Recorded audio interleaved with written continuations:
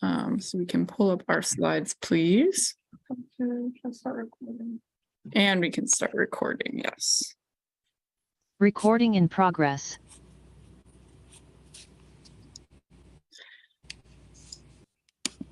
Okay.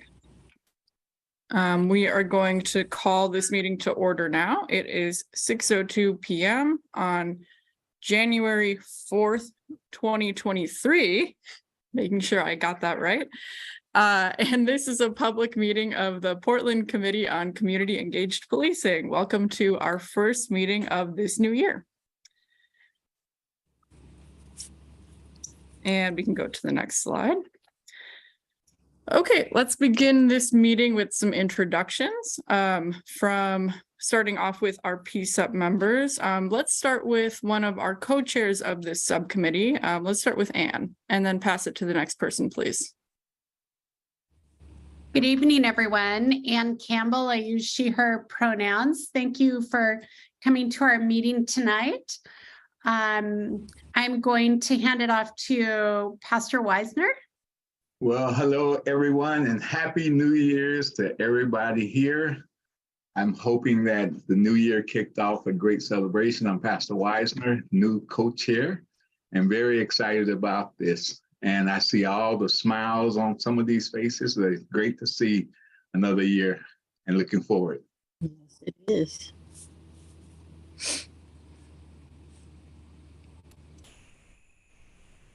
Oh, passing it. I pass it to Gloria. I'm passing. I forgot. All right, Pastor. Yes. My name is Gloria Canson, she, her pronouns. I am a member, or trying to be a member, of the Settlement and Policy Subcommittee.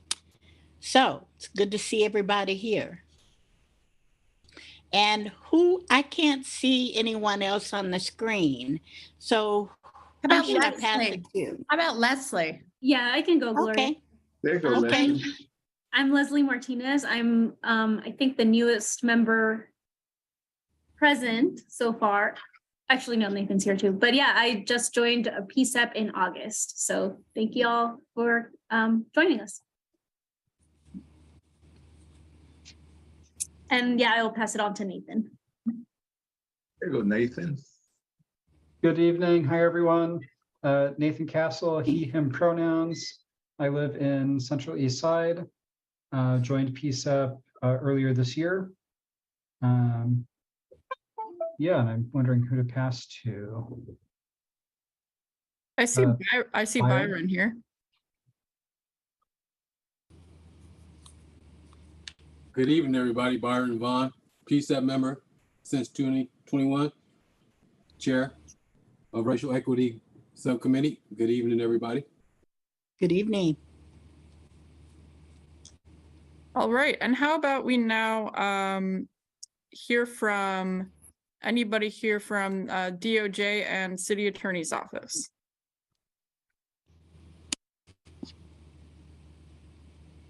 Hi, everyone. My name is Jared Hager. I use he, him pronouns. I live in the Park Rose neighborhood of Northeast Portland, and I am an attorney with the U.S. Department of Justice. Thanks for having me.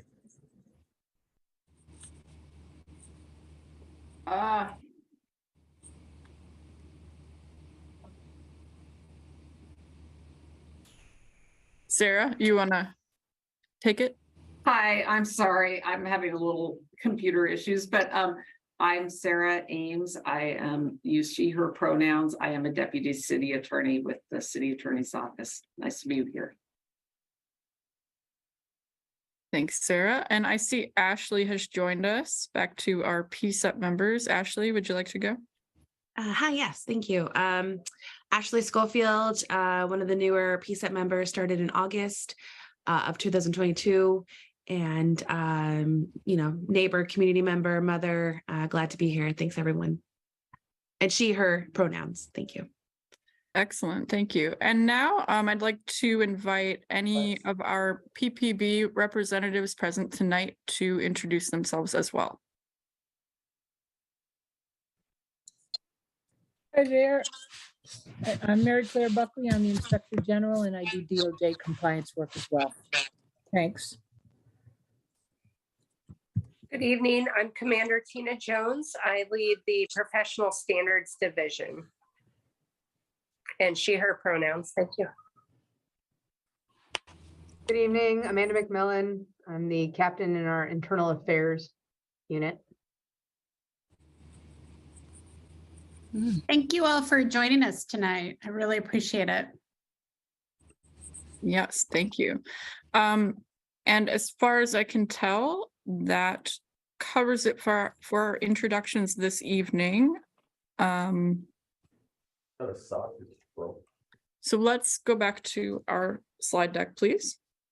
Could we do introductions of people that are here at the meeting in the chat? Absolutely, yes. Any community members or anyone else who would like to introduce themselves, please feel free to use the chat to do so.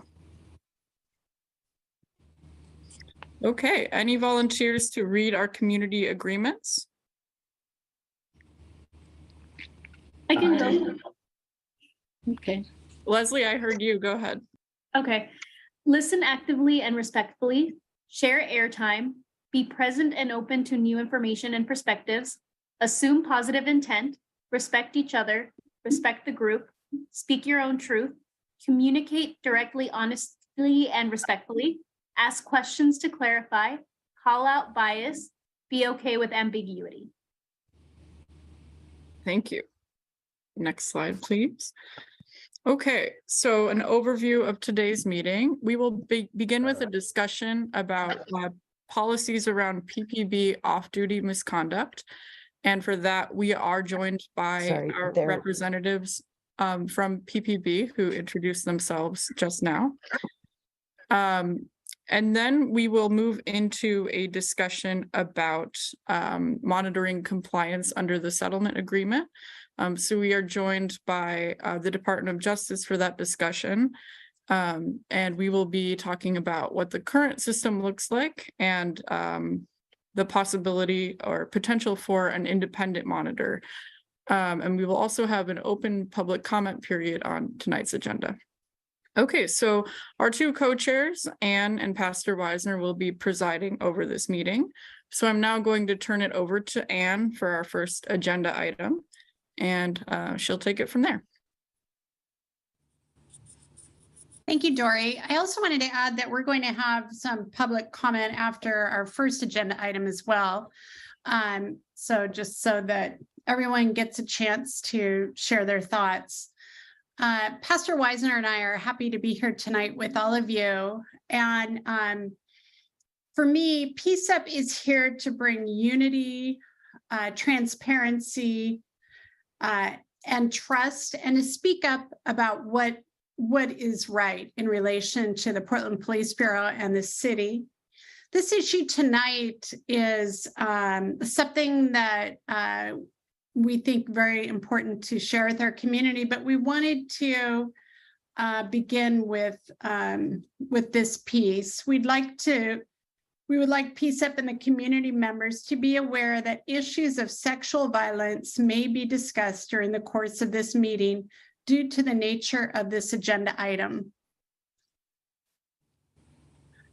So the issue that we want to talk about tonight is actually the bigger issue is what happens when misconduct happens in the Portland Police Bureau? What is the process for that? And when is the community notified of that? As we've said over the years, we're looking for more accountability in our city and in our bureaus. So the issue is on December 15th, 2022, a PPB officer was arrested and charged with third-degree sex abuse and harassment after allegedly grabbing a woman's groin and pulling her hair out of sports bra. This incident took place on October 29th. This officer is a supervisor and a 23-year member of the Bureau, most recently assigned to the Traffic Division. Now, PCCEP understands that PPB can't comment on current issues, and they can't talk about the individual specifics about this case due to the officer's due process rights. However, this incident and many others have raised questions for our committee about what policies and procedures are in place to investigate and discipline incidents of off-duty misconduct, and how and when the public is informed about such events. And I want to just take a moment. When I was thinking about this, I was thinking about the training deck and how we had a PCCEP meeting about that. And we had people from PPB talk to us and city talk to us about that incident, and that they were going to get back to us and the community about it.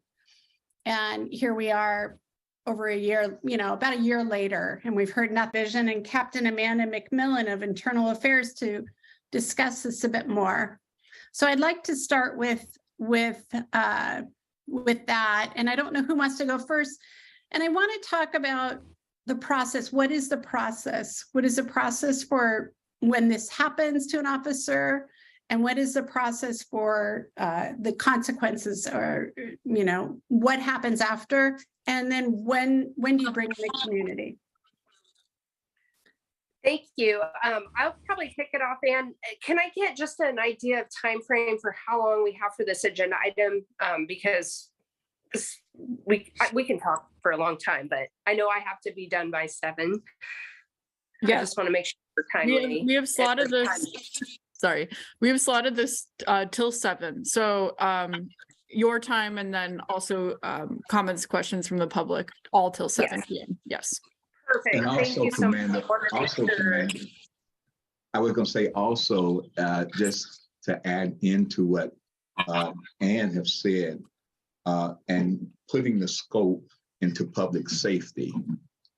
And the most important thing about public safety is that we all would be treated as if there was a threat. And not only if there was a threat, that we have the proper law enforcement that engages so that our community and family members are all safe, separating the fact that one, it may be an officer or one may be a citizen, but the appearance has in the past shown that there is something that's what we're trying to learn. I did not know that there was a misconduct department. And I think that's one of the things that's going to help us as community, and hearing from you to be able to give us what we as thinking of what we do in actions when things like this occur. Thank you. Absolutely. Thank you, Pastor Weiser, and good to see you. I just want to start out by saying thank you all for your service to PCCEP, and for the community members too who are taking time to be here. And I appreciate you reaching out and asking for us to join tonight. I can understand how, events like these can cause concern, a lot of questions, and quite honestly, there's not a lot of transparency for a lot of reasons that happens while these things are ongoing investigations. I know that causes a lot of concern sometimes, and even can breed distrust. And so, as Ann pointed out earlier, Captain McMillan and I are not able to discuss any open investigations, and that includes the slide deck investigation that she was referring to, because that one's not done, although I think that one's nearing closure. However, we do want to talk about overall our process, and how some of the things behind the scenes that are happening, so that we can have a better understanding.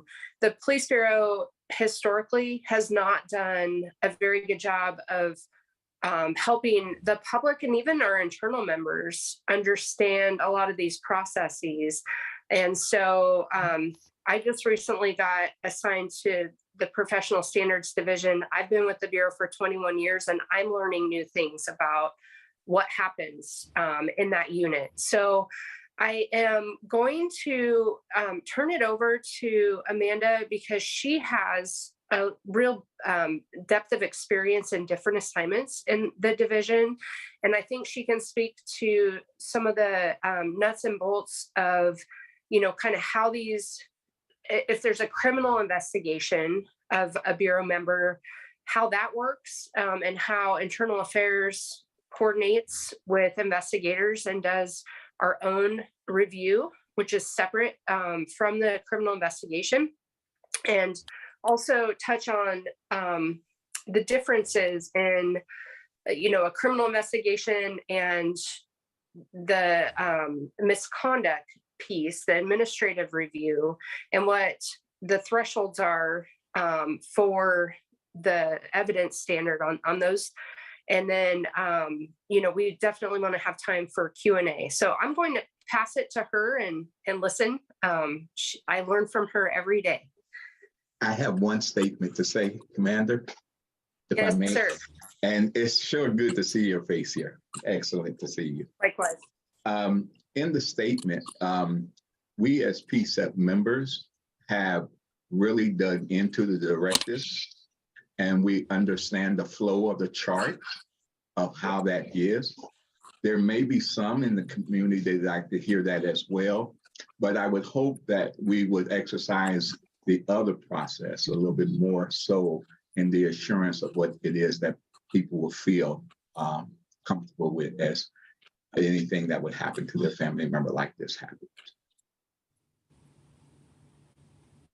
You mean like reporting? I want to make sure I understand what your concern is.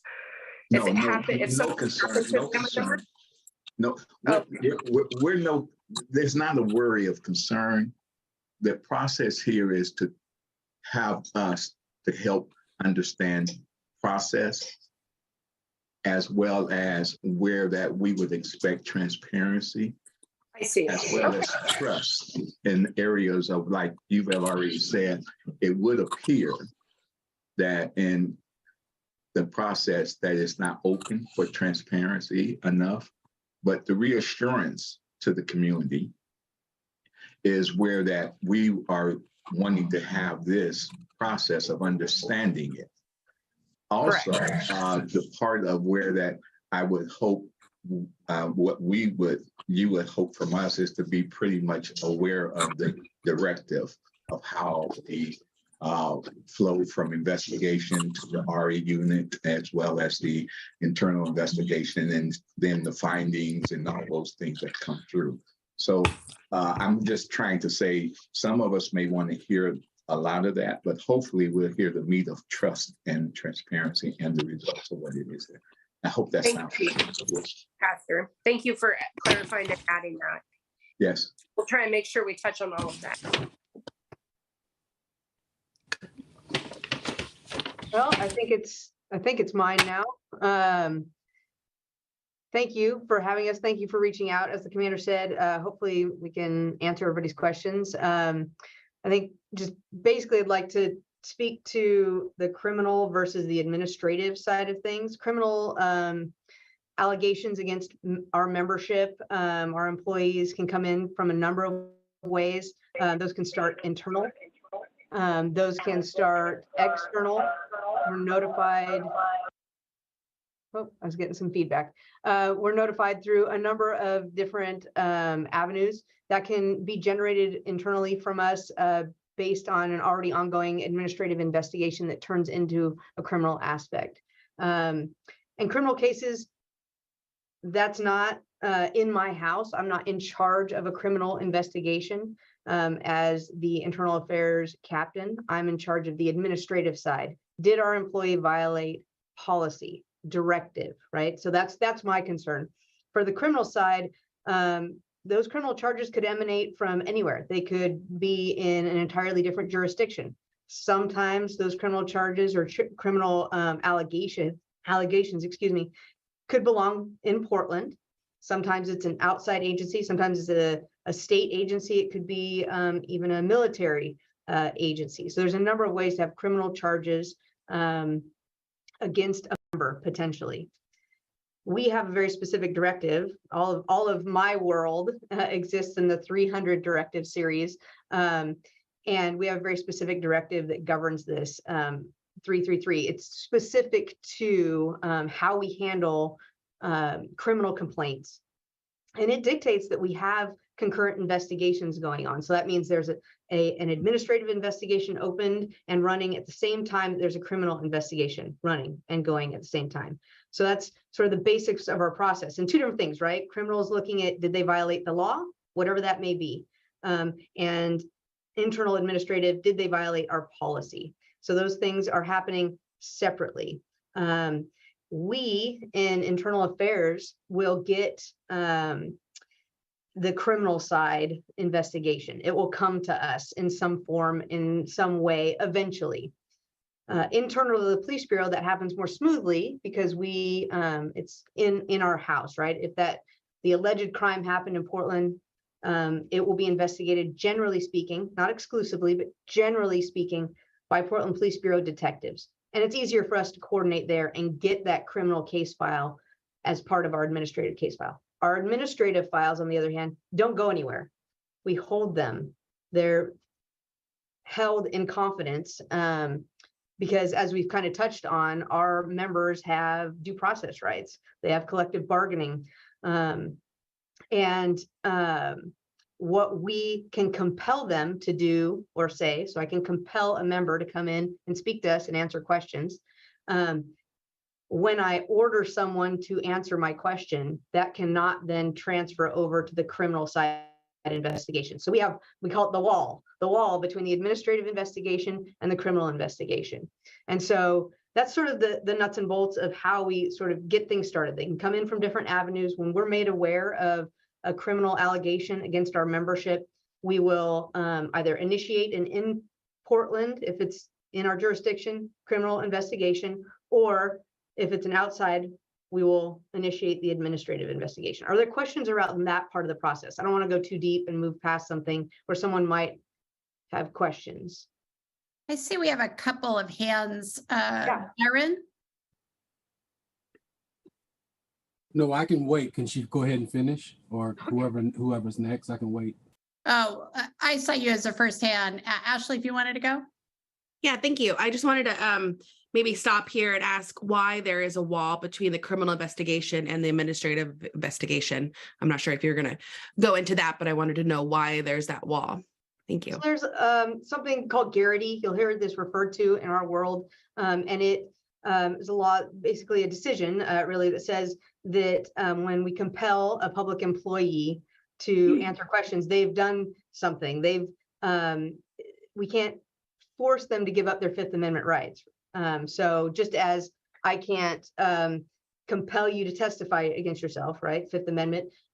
Garrity says that if I'm bringing an employee in and ordering them to answer questions on a case, that I can't then order them to answer the question under penalty potentially of losing their job if they don't answer this question, and then turn around and use that statement in a criminal investigation to then indict them, try them, convict them, and do that.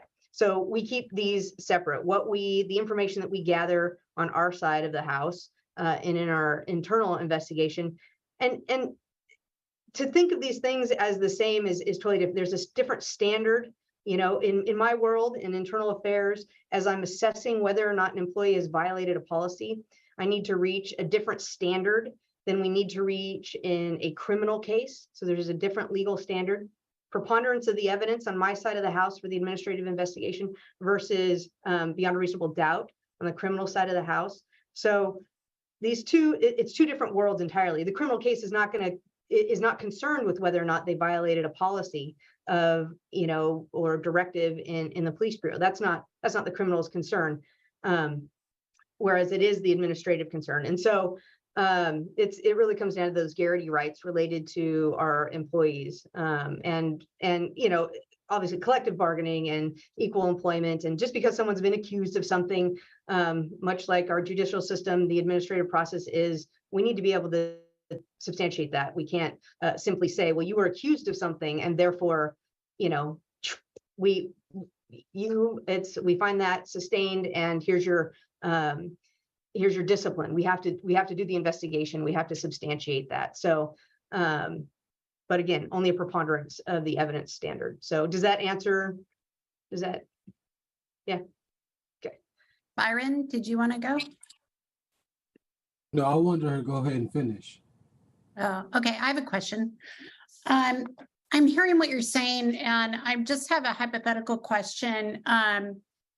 If an officer did something, it was caught on camera, and there's the criminal and the internal, are there immediate consequences? Are they immediately, like, for instance, if a community member did something like that, they'd be arrested? Tell me what that looks like, please. So typically, if we have a criminal allegation, and this is a criminal allegation that, I mean, the reality is we have a lot of complaints. Sometimes these are not, we do, let me give you an example.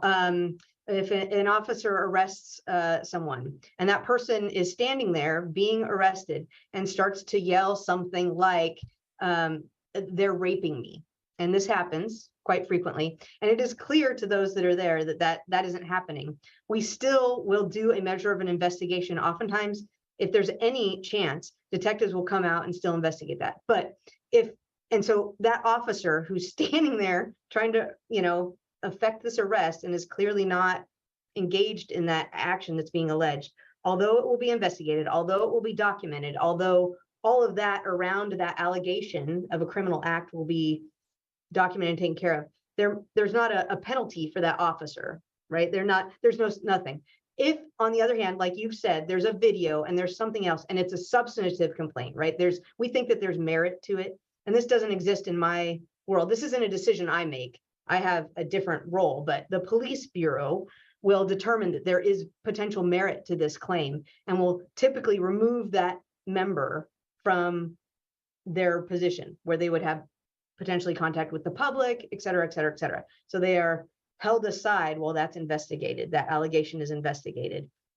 Consequences, as I think you're referring to, which we would consider discipline, something like everything from command counseling, hey, don't do that again, to you're fired, and everything in between, suspensions, letters of reprimand, et cetera, have to come after the investigation, or come after the investigation, I should say. So once we've substantiated something. Well, I appreciate that. I just want to take one more moment to kind of further amplify my question. If an officer does something that if I did it, I'd go to jail, what happens to what's the process? That's what I'm wanting to know. So if we have an officer on video committing a crime, yes. Yes. And this is what will happen. They will be put on administrative leave pending the investigation. In this agency, that's how we do it. That's not to say that they're, the chief in consult with the commissioner couldn't make some other choice. I think that there's a myriad of reasons why those choices are not made instantly. I think, there's employment law and collective bargaining and things like that. And if we know that if things are done in haste, sometimes they won't last. And so we need to substantiate a reason why. Not my decision, way outside of my lane, Yeah. why that wouldn't happen instantaneously. But for what really happens is they are placed on administrative leave. The criminal case is opened if it's in Portland or it's ongoing in some other jurisdiction. An administrative case is opened in my office here in Internal Affairs, and an investigation proceeds to a conclusion with findings. So just to be super clear, then, if an officer did something that I as a citizen would be arrested for, they are put on administrative leave. They're not arrested. Is that what I'm hearing? I just want to make sure I'm clear. No, that's not, no. I mean, they would potentially be subject to, and if it's an outside agency, usually we're notified an arrest. Typical, or not typical, but one that I actually have seen is driving under the influence. If a member is arrested for driving under the influence, they've already been arrested for that criminal act, right? They've already, so that's a sort of immediate consequence. They have to deal with the DUI. And so there's that. On the administrative side of the house, yes, they're put on leave pending the administrative investigation, but the criminal consequences related to the action move forward just like they would for a community member. Now, if it's clear cut, there may be or it's witnessed by a law enforcement officer or what have you. Yeah, they could be arrested right then and there in the moment, right, of that criminal act. That investigation may take time to where that agency or our agency would get to a point where we could have probable cause to arrest someone, and that may take time. But the arrest is still forthcoming. The charge, the indictment and prosecution and all of that process would still go forward just like anybody else. So lastly, I wanted to add just a couple of points, if I may.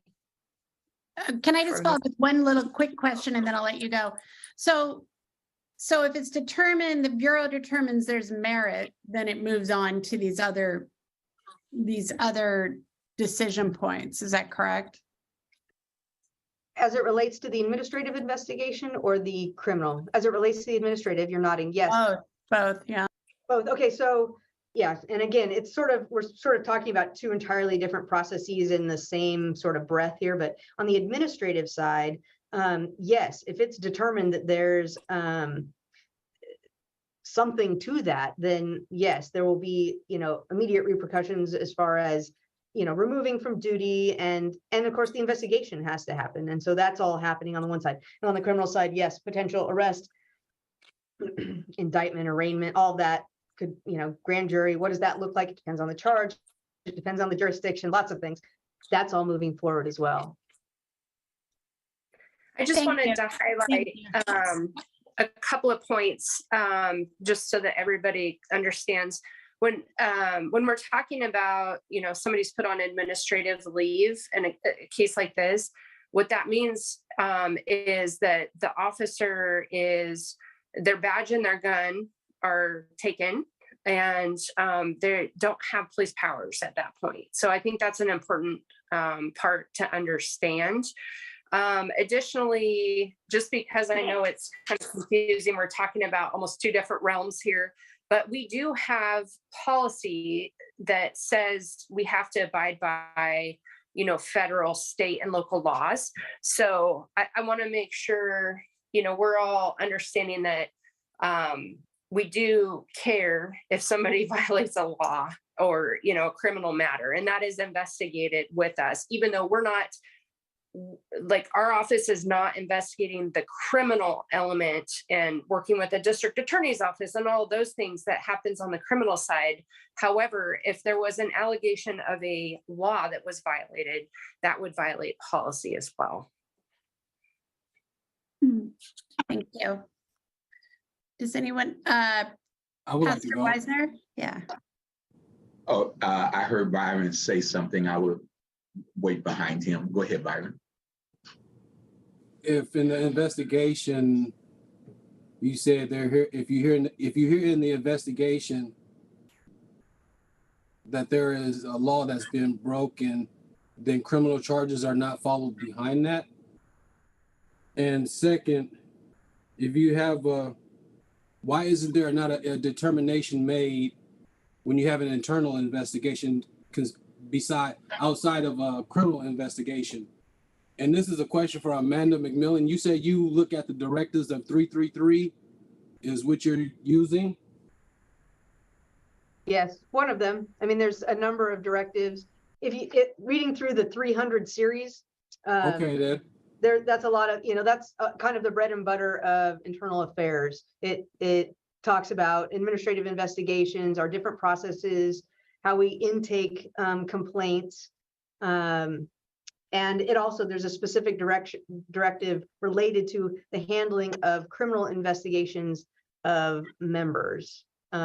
So that's, 333 is what you're looking for if you're looking for really narrowly, but it really goes in hand with several others. So there's kind of a suite of directives that speak to this stuff.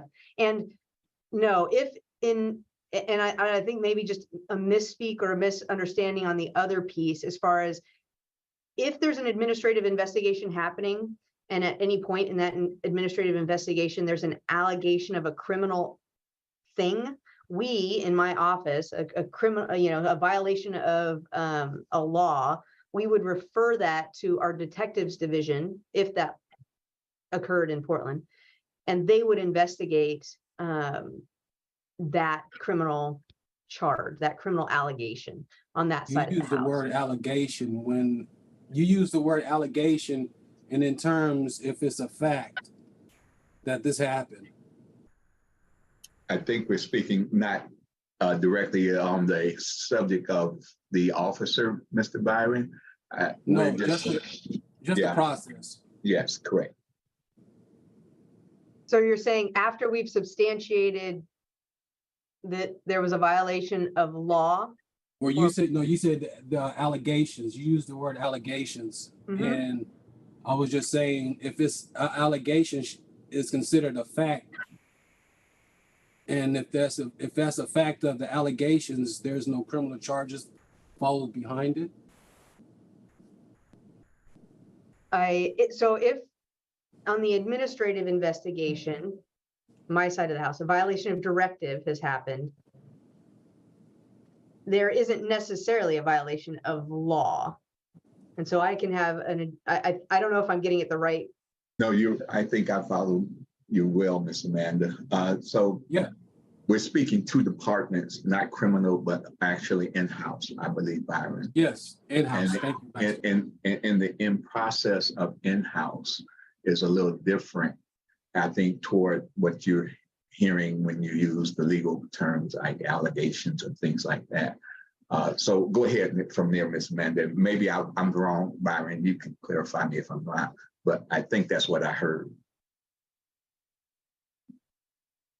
So I refer to allegations a lot because that's in internal affairs. That's what we write up. If we get a complaint of discourtesy, people, when they call in to say someone wasn't nice to them, a police officer wasn't nice to them, they don't say they violated professional conduct and courtesy, Directive 310, subsection whatever. They don't say it that way. They say he wasn't nice to me, he was rude to me, he was what have you. And so I write, or someone in the office, generally the lieutenant, will write an allegation saying on this date, this officer was discourteous to this person. And so that's the language that we use a lot in this office, an allegation. That's what we start with, is allegation. And on its face, when it comes in, it's sort of, innocent till proven guilty kind of thing. We need to substantiate that allegation and prove that that in fact happened. So it is an allegation. If we get to the point where it's substantiated that, yep, that happened, the allegation is sustained. That's the language that we use here in the office. It's sustained that there was a violation of policy. That's merely the inside, they violated a directive. Okay, thanks, Amanda. Do we want to move on to Pastor Weisner? Okay, I can take my hand down. Thank you, Amanda, for such a great explanation. And I'm hoping this is beneficial to the community as well as information of what we're learning here. I really appreciate Commander or Assistant Chief, I believe, Tina Jones, and also you, Amanda. Two questions that I have. One is, if an officer is disciplined or reinstated to service, is the public notified at any point? I can touch on that a little bit. I'm going to try and turn my camera on. If I start cutting out, though, I'm going to turn it off. So we have a disciplinary process so there's the internal affairs investigation. And then once that investigation is complete and reviewed in internal affairs, that packet then gets sent out to what we call the responsible unit manager, RU manager. And that ends up getting reviewed at different levels by IPR and the assistant chief of that shop. And at the end of the day, various individuals weigh in on whether or not they think that the allegations are sustained or not sustained or exonerated. or unfounded. And if at any point there are sustained findings and the discipline, we have a discipline matrix. It's called a corrective action guide. Now I believe that is used as the template to help us to know where that should land as far as what the conduct was and where it was, so that we're being fair and equitable internally as far as, what sort of corrective action we're giving. If the corrective action is going to be a day or more of time off, more than a letter of reprimand, then that will get referred to the performance review board. And the performance review board will meet and review that case and then make a recommendation to the chief after they vote on the different allegations. Twice a year, we publish the review of the cases that went to the performance review board. So that is public. It does not list or name the officers. We still, it's a delicate balance of, we have employees and they have rights, and we also have a duty to the public and trust to build, right? And so we're always walking that line. But that is published and it is out there. We recently put that on our website as well. So that's one way that, there's that outcome. The PRBs, the performance review boards, also review any officer involved shootings and custody deaths. And we have a whole directive on that. So if you have more questions about that, that also comes up. And I just want to touch on, Pastor, earlier, you brought up trust. And I think at the end of the day, for me, a lot of what's important about, what we do in our shop,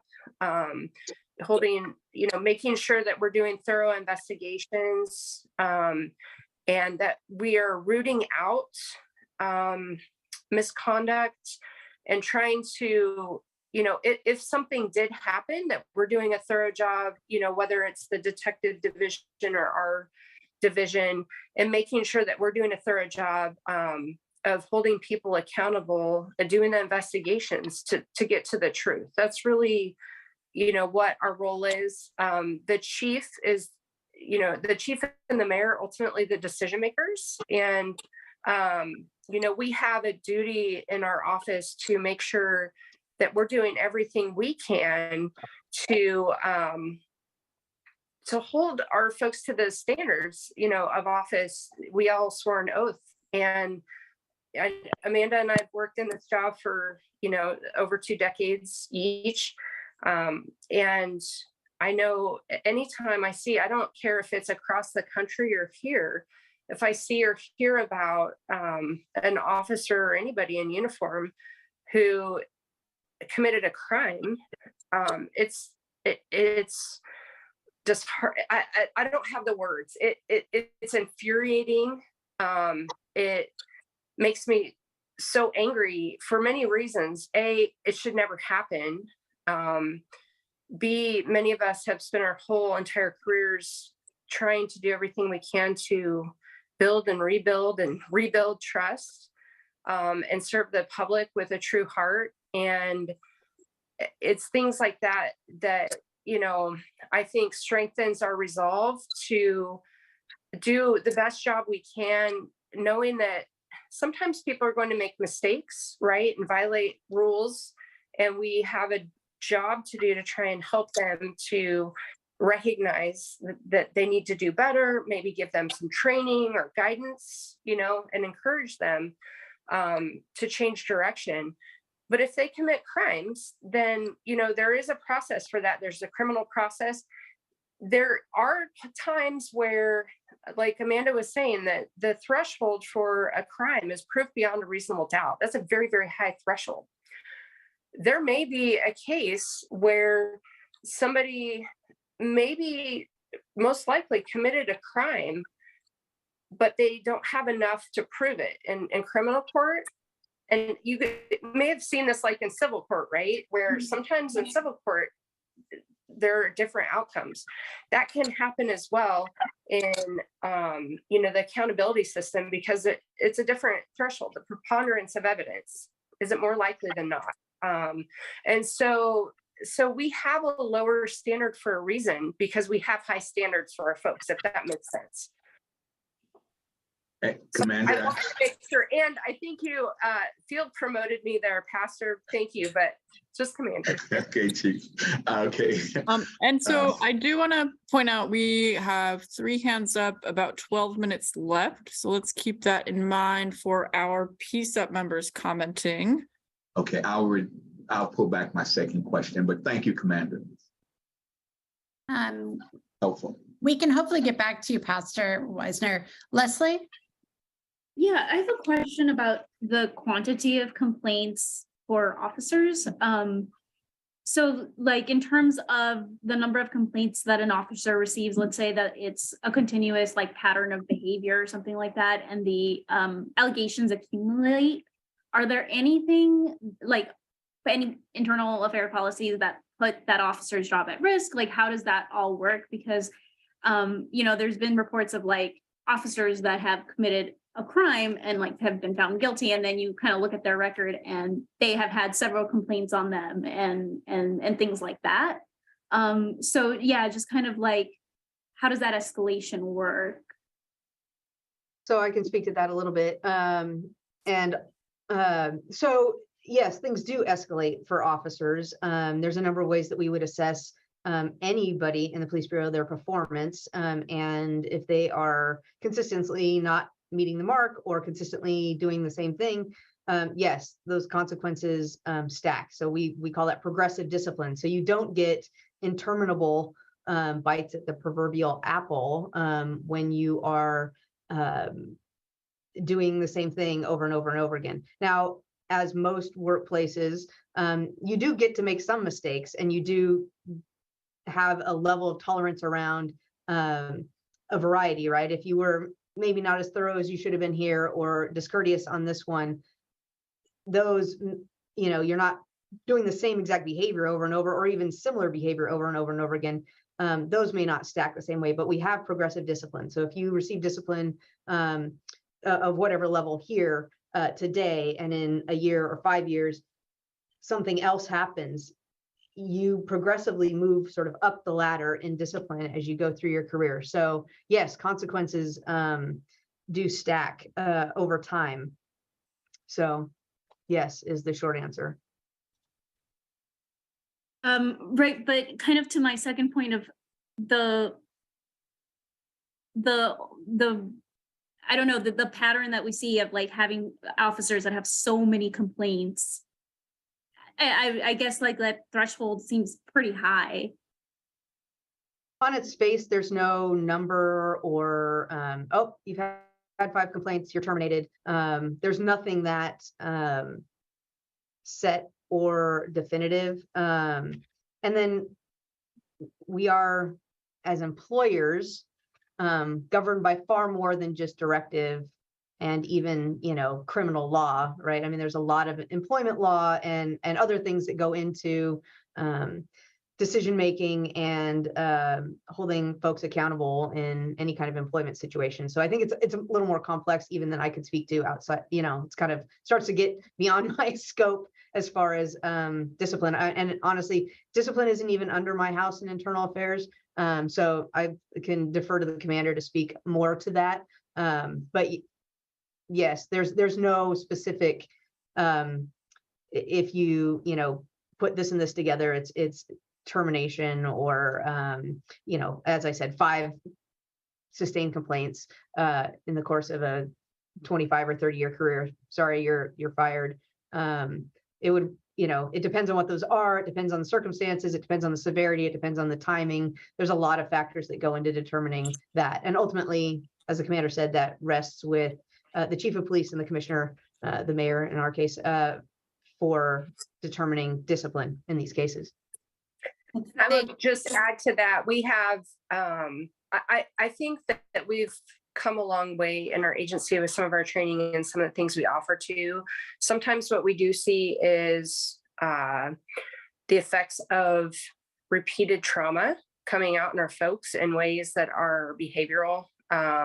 So someone, who may have had a stellar career for 12 years, all of a sudden they're doing and acting in ways that they wouldn't have been. And it may be like some of the courtesy things. So we work really, really hard with our EAP team, our employee assistance program team, and our supervisors to try and help them to be best educated in how to try and intervene. The ABLE training, the active bystandership training that we've rolled out in this last year is also another way that we're trying to train all of our members to, intervene at that lower level before something progresses, and really trying to get people help and interventions early if it is something like that.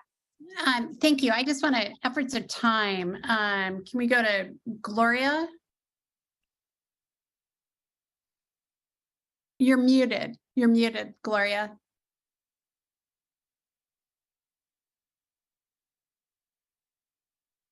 Dory, can you unmute her maybe?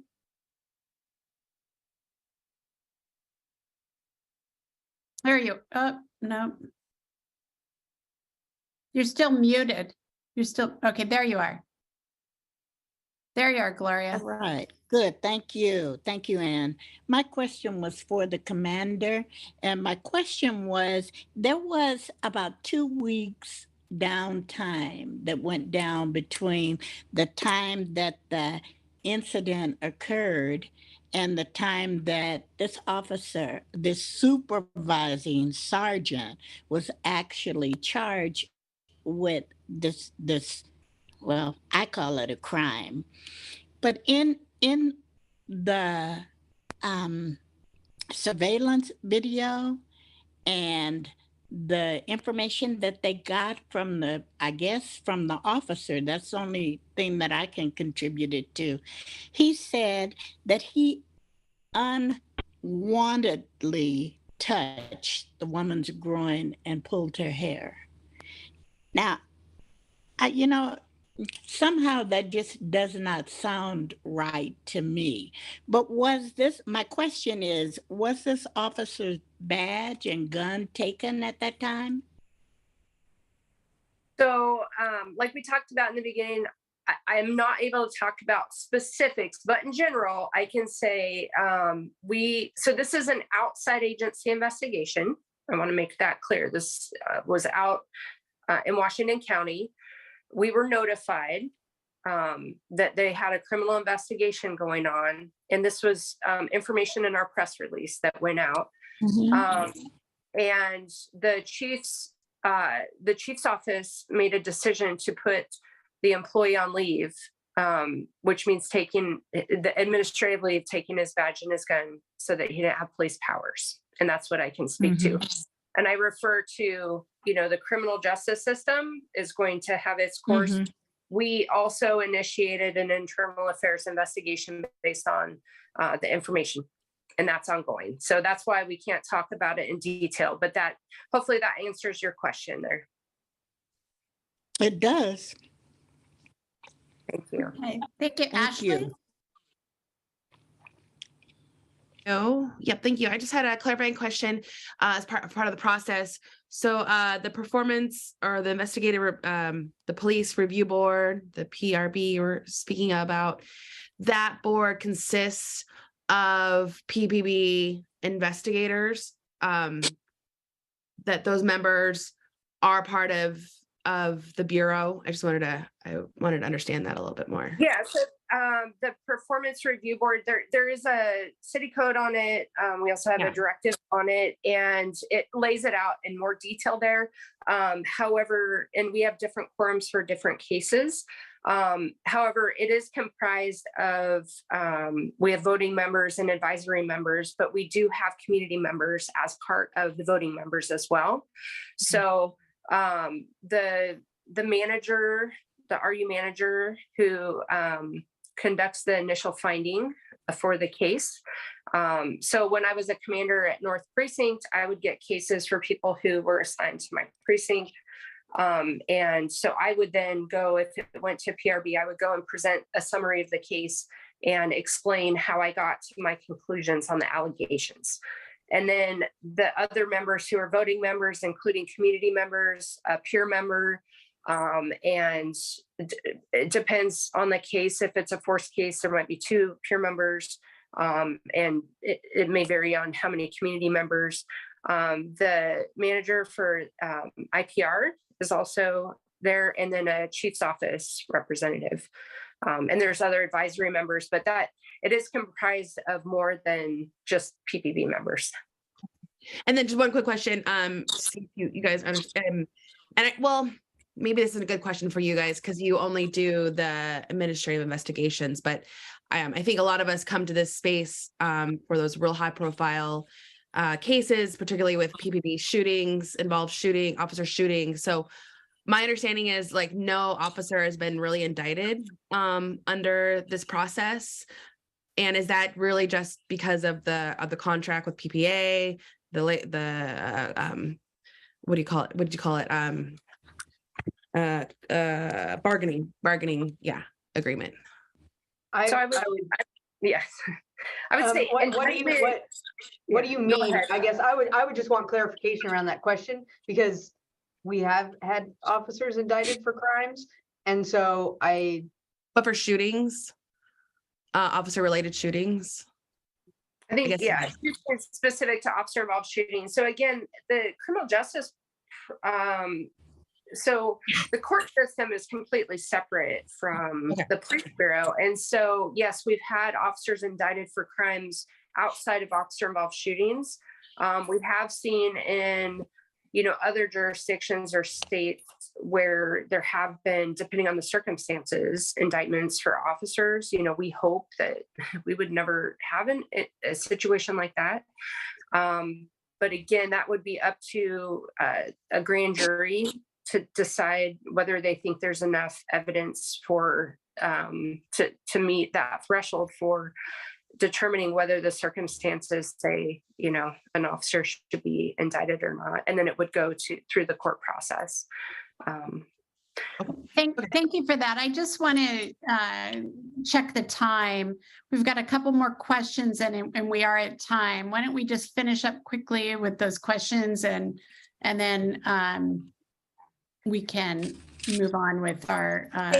I have to step away. I have another commitment. But if Amanda's able to stay, I'm sorry, but I'm always willing, if there's another time or questions, I have to be at a certain location at a certain time. So I apologize that I have to leave, but I really appreciate you letting me attend tonight.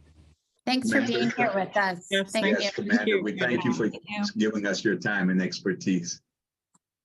Thank you all. Thank you. Byron, did you have a question? Yes, I was, no, I didn't know if this was the space, but Amanda, if it's possible, if you can come back and maybe also Tina can come back and speak on your process with police being involved with far right wing activists, type of like a Proud Boys type things. I don't know, outside of work, if that's possible. And is there a directive that you look under that if they're involved in something outside as far left, far right wing type of involvement of outside work, if that sounds right? So I just want to make sure I'm getting it right. You would like us to come back in a future date, because I know we're out of time now, to talk about investigations or how we handle investigations related to folks's outside activities that may be political or otherwise, potential hate speech or membership in other groups, how we handle that as a general topic. Yeah, because I just seen in the paperwork that like maybe 9 officers were involved in a group outside of work in this type of far right wing type of activity, and it could be a hinder of coming back into especially a BIPOC community. So I was just how do you handle that, and also how do you handle passive aggressive officers who can go around and can hide under the radar and still bug people. Okay, I think I don't want to hog. I can of course go on forever, but Anne, you take over and I will make my notes. Yeah, and we can circle back on this another time at another agenda. Yeah. Because that's all very important information. Thank you. I just wanted to close out with just one little thing.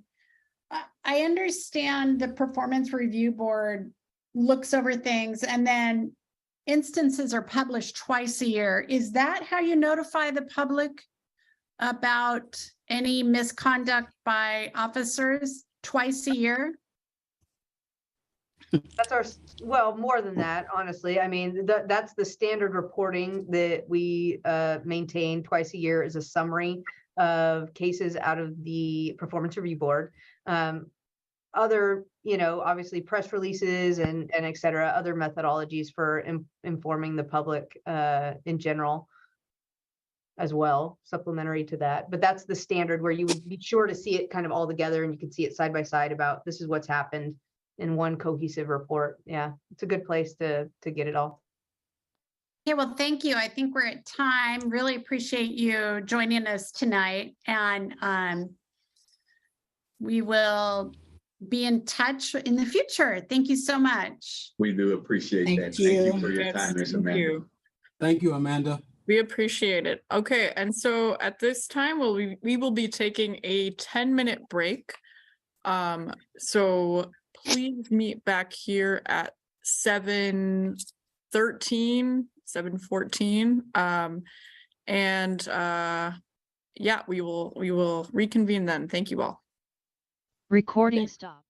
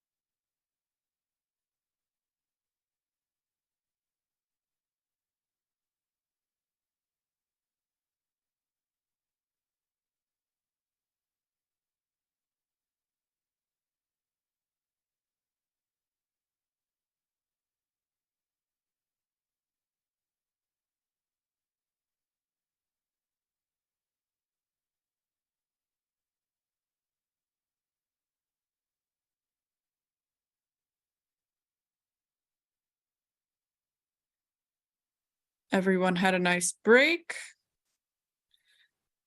And we are now going to transition into our second agenda item for today. If we could share screen.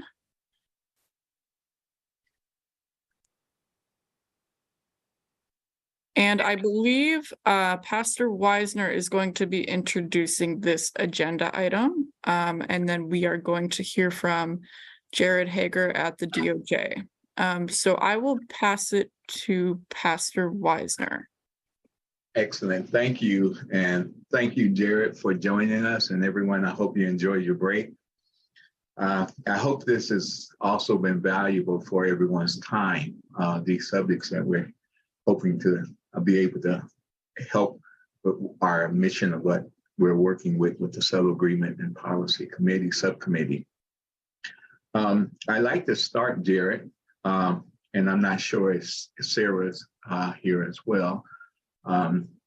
But my opening statement is that since the judge has already made it very clear, we would like to have this discussion around the need of a monitor. And the question would be, will you support and the city support this?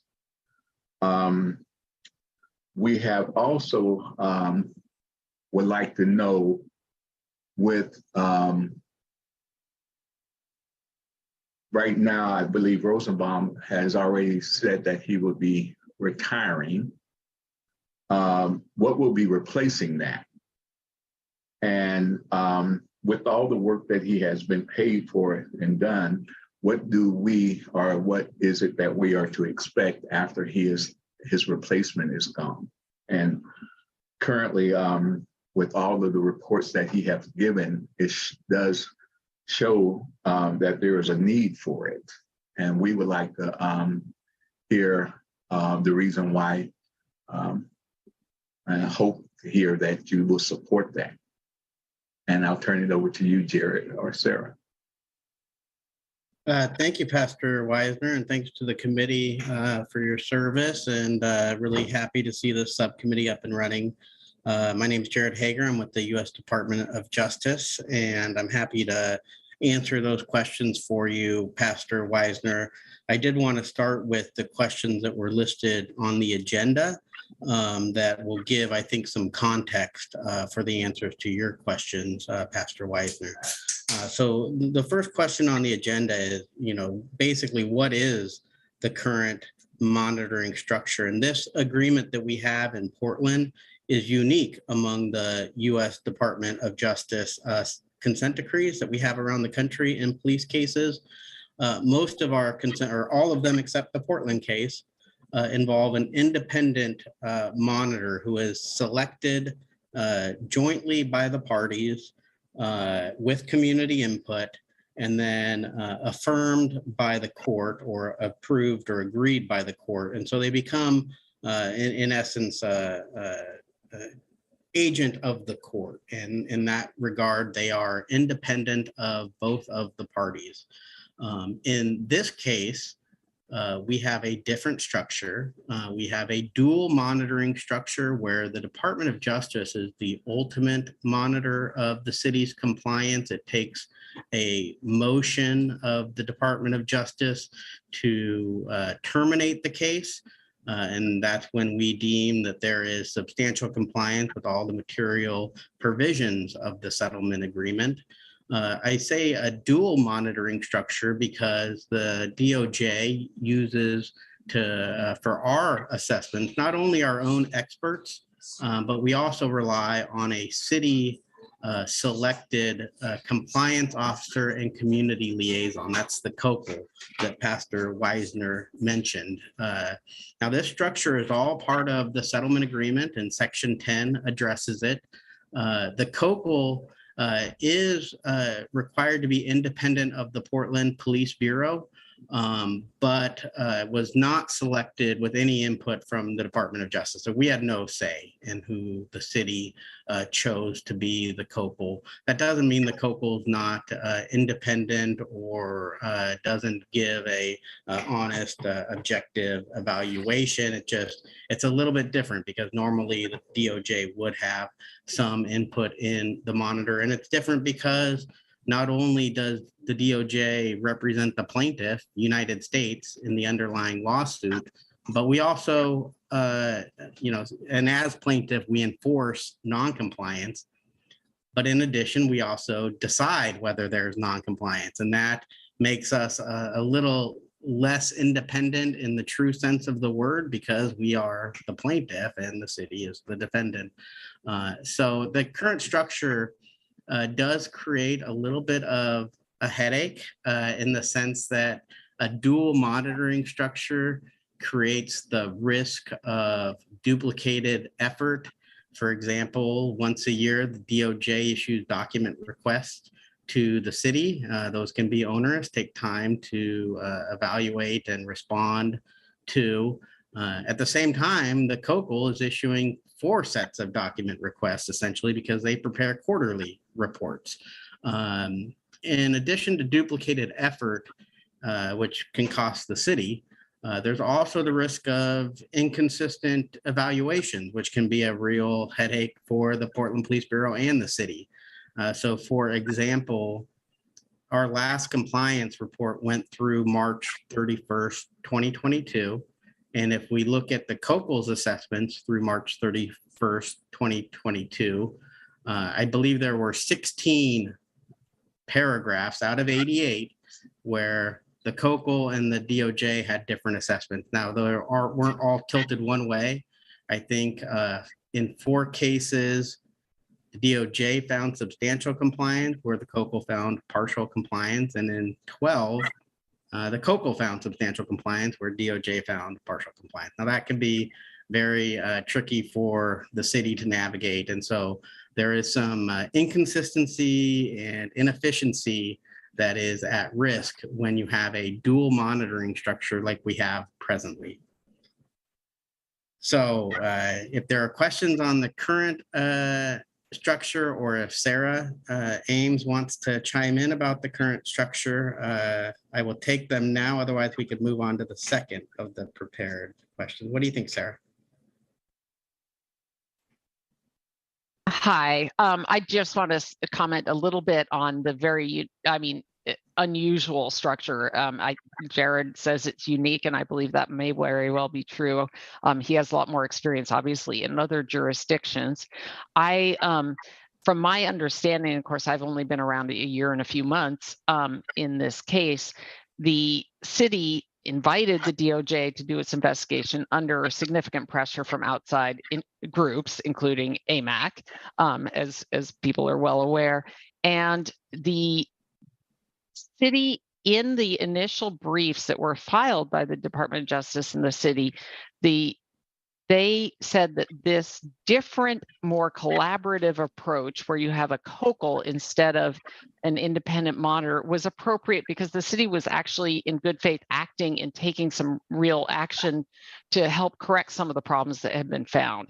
And I think that was the spirit of collaboration that everybody, thought that this unusual structure would work. As Jared pointed out, it does have some duplication costs and some contentions. Instead of a truly independent monitor, we have the plaintiff also acting as a monitor, and that kind of creates some tensions in, just in when we wear a couple different hats. Sometimes it's hard to, very clearly and directly operate with just our single focus. The COCOL also, we respond to requests from the COCOL and the DOJ. Often they overlap and they piggyback on each other's. We do a lot of work where we share information with one and then, immediately or even as a CC share it with the other. So it's not overall, but it's a real burden for DOJ beyond their usual work, just as the enforcer, the plaintiff, to also have to have this kind of additional role as a monitor. So there's a lot of things. And, the city, from its perspective right now, is open to looking at ways of, keeping us moving and continuing to use the current structure. If that's the path that gets us to our goals more immediately, we're also open to discussing an independent monitor with the DOJ first, and then with the community and the AMICI, the AMAC, and the Mental Health Alliance, and the PPA, of course, all involved in the case directly, to see what the best path is forward. But we see that there could be ways to get us to our goals from either path, and the and the goals are to have constitutional policing consistently in the city of Portland, to return the city control of the city's police bureau directly to the elected civilian leaders of the city council, and then finally, of course, to comply with each and every one of the terms of the settlement agreement. So going from the big picture down to the very granular. But those are the goals. There's probably at least 2 different ways we could reach it under a monitoring structure, and we're open to that discussion. Thank you, Sarah. And just from what I remember, and the city brought in the Rosenbaum, and it was different from what the community had asked for. And they hired them, if I remember that correctly. There's a question, I think 2 people or 1 person is asking to Jared. And if you would look at that, Jared, maybe help Tia with that. Yeah, I see that question from Tia Palafox about what happens when COCL states or finds something to be in compliance and DOJ finds it to be out of compliance, or I'll add, not yet in substantial compliance. Well, the agreement has defined provisions about how this case and the settlement agreement will be terminated, how the case will end. And that is on a motion of the Department of Justice, joined by the city, presumably, to end the case because substantial compliance has been achieved and maintained for a year after it was achieved, with all provisions.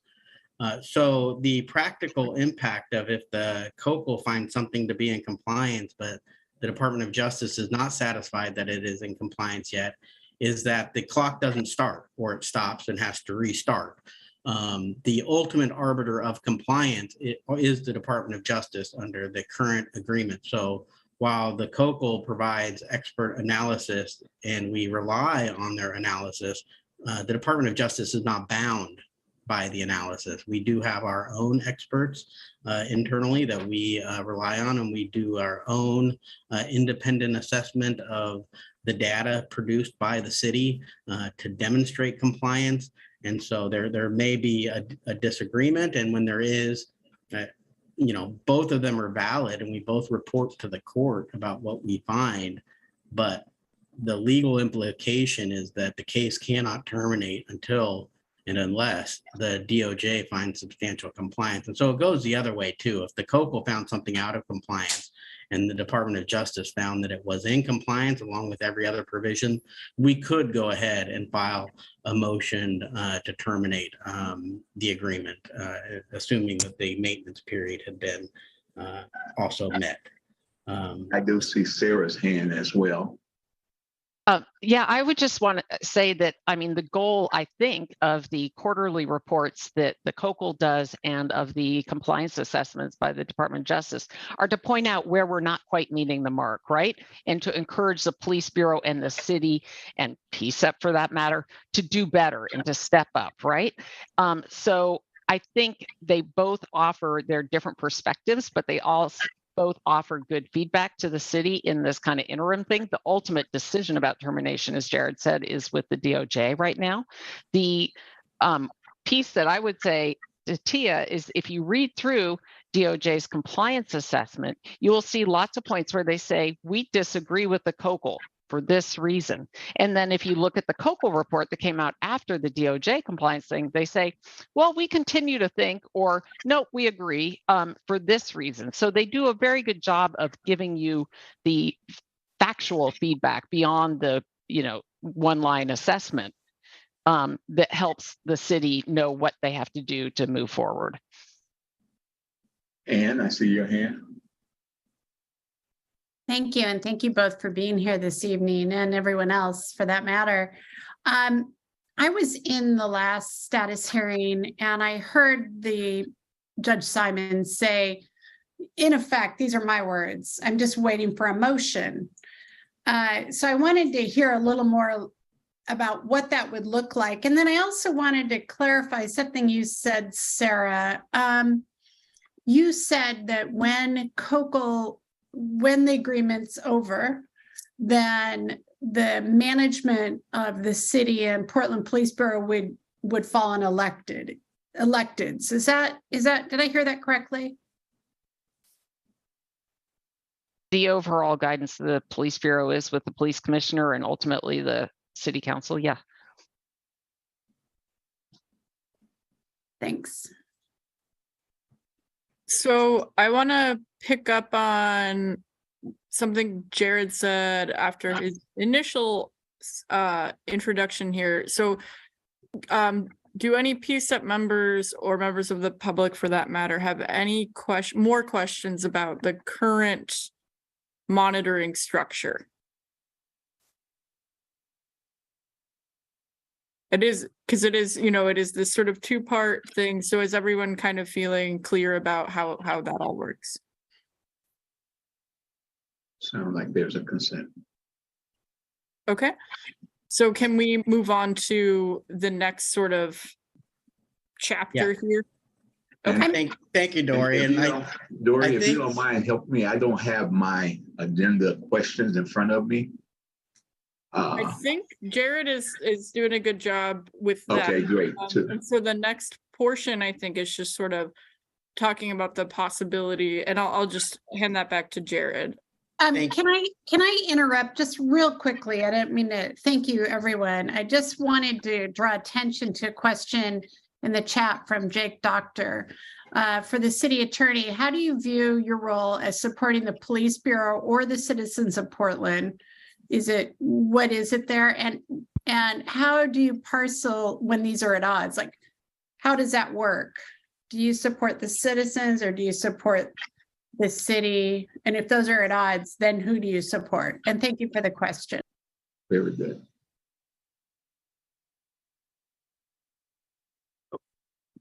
I'm not quite sure how that fits with the conversation, but I'm happy to discuss that a bit. I represent the city of Portland.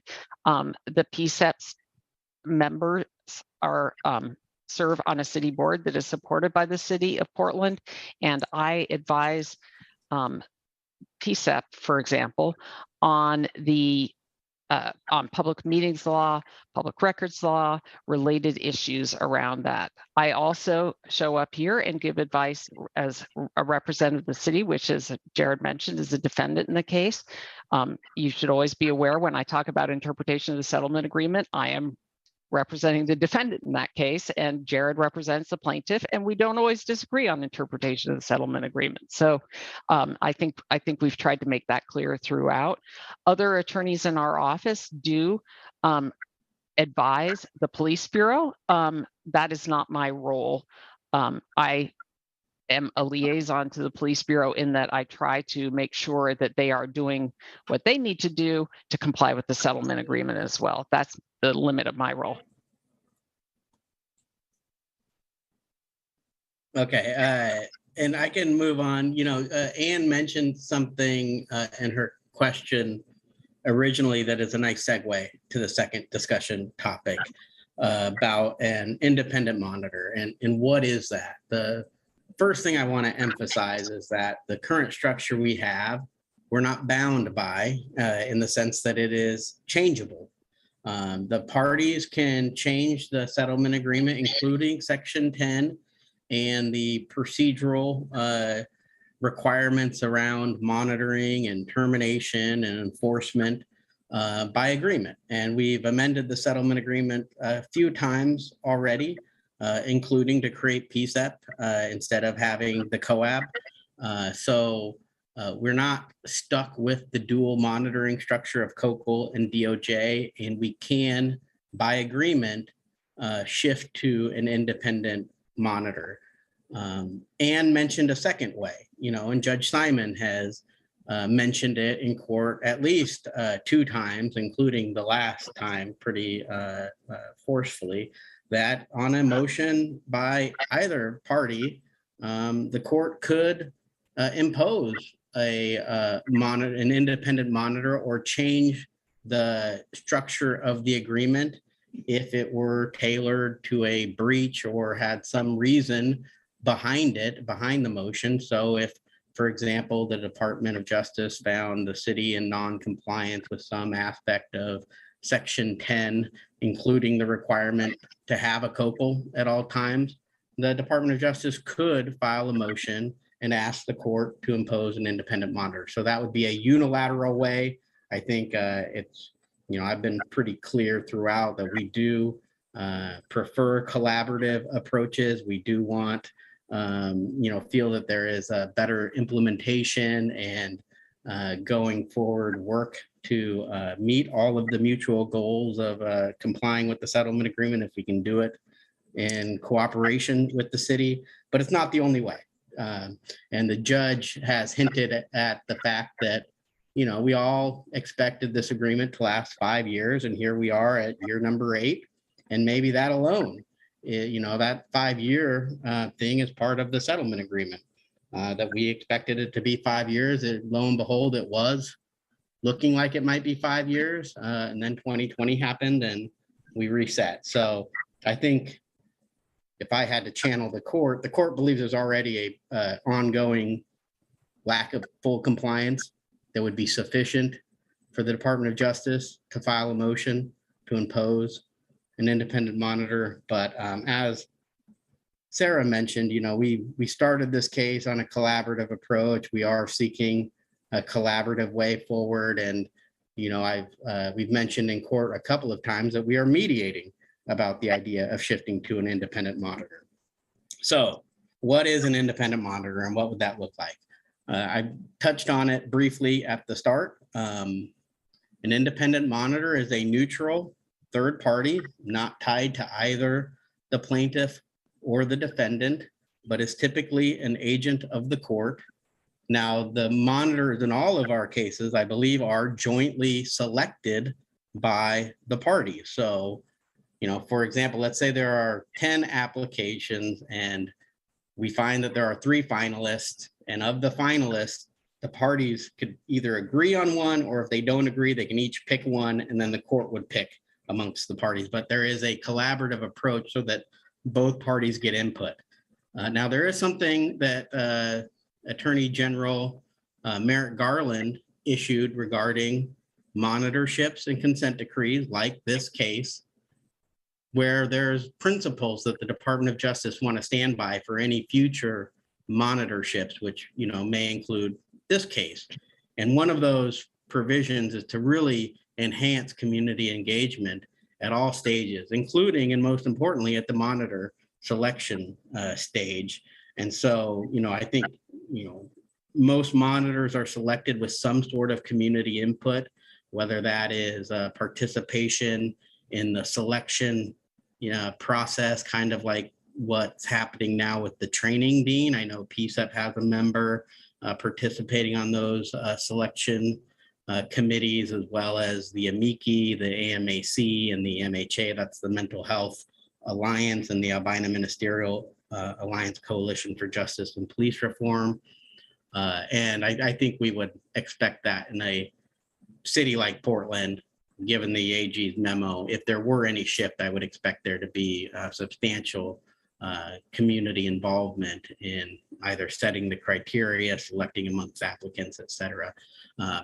Now, the independent monitor as a neutral third party brings specific subject matter expertise. And so an independent monitor tends to be a single person that has several deputies or associate monitors that have specific subject matter expertise in the different areas covered by a consent decree. And so in this case, it's police practices in relation to force, crisis intervention, and mental health crises.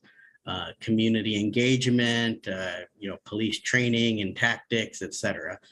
So we would expect a monitor to have a team of several individuals at least who could do the work of assessing compliance on a fairly regular basis. And our standard in our cases around the country is at a 6-month interval.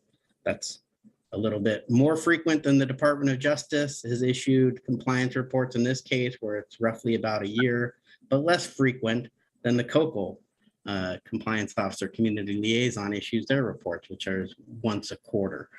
So you could see that we kind of split the baby, the other way. What else does an independent monitor do? The independent monitor will develop audit plans and performance assessment plans that are, typically filed with the court, subject to discussion by the parties and the public.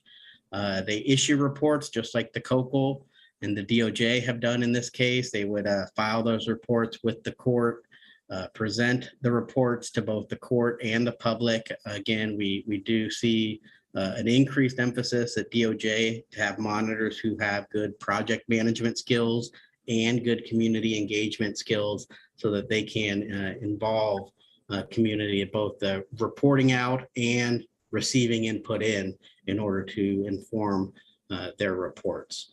If there are specific questions or if Sarah wants to add anything, I think it's a good time to talk about, to open it up on what is an independent monitor. I do see Ann's hand. If Sarah, I'm going to ask, was there anything, Jared? No, Jared obviously has much more experience working with other cities that have monitors already in place. I'm really interested in hearing from PCCEP members in the community about what their hopes might be specifically as we look at this as an option for Portland. Sarah, Ann, thank you, Sarah. Thank you both for being here. My question is the difference between a court monitor, the COCL, as I understand it, is making these recommendations and these reports, or actually these reports, and then the Department of Justice is also having a report. Will that be different because the court monitor can make recommendations that actually happen? Say, for instance, I'm just pulling this out of the air. Say they decide that that we need to have a different training program for our officers. If they decide that and they tell the judge that's what they've decided needs to happen, would it then happen, or so I'm just trying to understand, like, from that perspective, how is it different?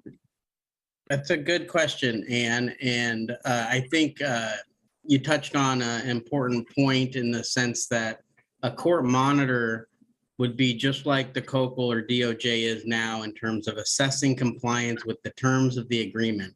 Now, if the monitor found that the Bureau was not, or the city was not in compliance or not able to be in compliance with some provision of the training section because the whole program is just unable to come into compliance, for example, there are aspects of the agreement that require scenarios and adult-based learning techniques. And if the monitor is like, hey, there's no compliance here because they're not doing it this way, in essence, that could lead to the city and the Bureau adopting the recommendation that the monitor says, hey, this is necessary for compliance. Now, the caveat is that a monitor is not allowed to change the terms of the agreement. And so if there is some term of the agreement that the monitor thought would be helpful, like, hey, you should have a section on search, seizures, and arrests because the Bureau is having problems doing searches, seizures, and arrests in compliance with the Constitution, that would be sort of a non-starter. Only the parties can amend the agreement to add new substantive requirements, but that doesn't mean the monitor would be unable to make recommendations for how the city and Bureau need to come into compliance with the existing requirements. Dory? Yeah, I have some questions about this as well. So I'm wondering if we could talk more about the independent part. I know we are talking about it, but I think I certainly wondering if we'd benefit more from more information. I understand it from the DOJ perspective, certainly, the difference between an independent monitor and the DOJ monitoring, but I'm wondering if you could speak to that, like the difference between an independent monitor and the COCL system. I would appreciate some clarity there. And then I'm also wondering if you could speak to, from DOJ's perspective, what kind of, in broad strokes, what the impact or difference would be. Yeah, and I think the independent part, you touched on it, like the Department of Justice is the plaintiff. We're not necessarily independent. We like to think that we bring a neutral eye, but I know reasonable minds could disagree with that. The COCL is required to be independent of the Portland Police Bureau, not necessarily the city, although they have asserted their independence from the city writ large. But there are provisions of the settlement that say that the COCL must be responsive and answer to City Council and DOJ and the city when they have requests. The COCL was also not selected with input from the Department of Justice. They are a city contractor, so that is a little bit different. Even though an independent monitor is invariably paid for by the city, they are not deemed contractors of the city because the court approves them. They become a quasi agent of the court. There's some legal niceties that get into that, but basically it protects the independent monitor from being sued for saying, hey, you're not in compliance, or hey, this officer violated policy and they need to be fired because they did something super untoward. Not that I don't know what sort of liability protections the COCL has in their contract with the city, but that would be a creature of their contract, and I haven't seen it. So that's a little bit different. If independent monitor, their budgets and their work tend to be a little bit more publicly filed with the court. I'm not sure that's the case with the COCL, although I'm sure it's subject to open records law or the sunshine law of the state. That's a better question for Sarah. So, those are some of the big differences, I think, in terms of the monitor being independent. A big thing about the difference of the COCL is the COCL, while they do analyses and provide their own assessments that we rely on, their monitoring assessment isn't, really dispositive of the question of whether the city's in compliance, because DOJ has that power authority under the agreement. And so an independent monitor in that sense is sort of a COCL plus. They've got more, I think, import behind their compliance assessment ratings. Now, obviously, the city uses the COCL's ratings and feedback in ways to try to improve, but the legal implication is a little bit different.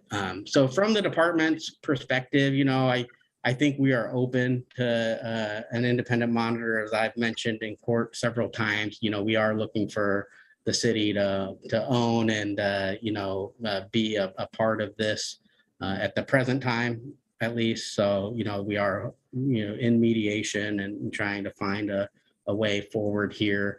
It is an enormous strain on the Department of Justice to be the monitor. We spend lots in expert fees and our own labor, and we've got other cases, and it would be awesome if this were our only case, but it's not. And our time and focus is constrained, whereas an independent monitor could bring a sole focus on this case and their work, which I think could be a benefit to both DOJ, the city, and the community.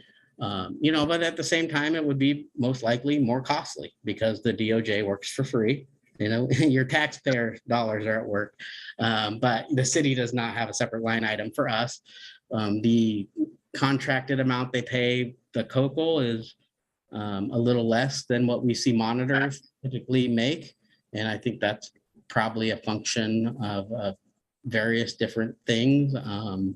I think when Rosenbaum and Watson did the contract, they, gave a really good deal. And I don't know exactly how that plays out internally, but that would be, I think, one obvious downside, for the city. And, I don't think DOJ, and if you look at the AG's memo, and I'll drag that into the chat when I have a little bit of a downtime, like one of the things we look for in our new monitorships is that they are cost effective, and whether that's pro bono time as a law firm or using research institutions and public universities as part of the team so that they can get cheaper assessments. I shouldn't say cheaper, I should say more cost effective. That is an important thing for us because I think DOJ is very cognizant of the resource constraints, not only on our local government partners, but also on local law enforcement. And so, we don't want these cases to be a burden in the financial sense, but obviously there's a lot of cost that is associated with it. I think that answered your question, Dory, from the DOJ's perspective. Sarah may have stuff to add on that because I want to be a timekeeper also. In that, I have 2 questions, and then hopefully we can go to the question period, if that's okay with everyone. Oh, I just wanted to say that the COCL contract, I don't believe they posted on portlandcocal.com, but it did go to City Council. It is publicly available.